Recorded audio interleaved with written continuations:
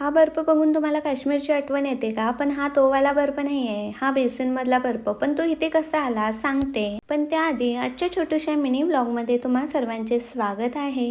आता आम्ही गावी जाणार होतो म्हणून मी फ्रीज दिवसभर बंद ठेवला होता आणि त्यामुळेच तो बर्फ सगळा निघाला होता जो की मी बेसिनमध्ये टाकलेला.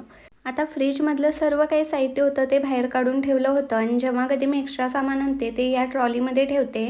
तर हे साहित्य आणि फ्रीजमधलं साहित्य जे की खराब होणार आहे ते खराब न होऊ देता मला गावी घेऊन जायचं होतं आणि त्याची पॅकिंग करायची होती. पण सगळ्यात आधी आता फ्रीजमधून जे काही पाणी बाहेर आलं होतं ते क्लीन करायला घेतलं. आता एवढी मेहनत केली म्हणताना हलकीशी भूक लागणारच म्हणून एक एक वडापाव खाऊन घेतला आणि त्यानंतर फ्रेश झाले आणि पुढच्या कामांना लागले.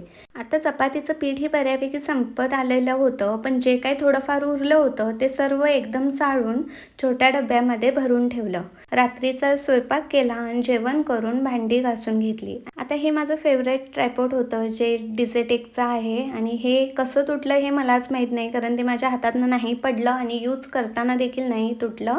कसं तुटलं हे तर कळत नव्हतंच, पण आता त्याला फेविक्विक लावून जोडण्याचा एक माझा प्रयत्न चालू होता आणि त्याला फेविक्विक लावता लावता मी माझ्या बोटालाही फेविक्विक लावून घेतला. आणि आता आम्हाला एक व्हिडिओ शूट करायचा होता, त्याचीच तयारी इथं चालू होती. तर आजच्या व्हिडिओमध्ये इतकंच.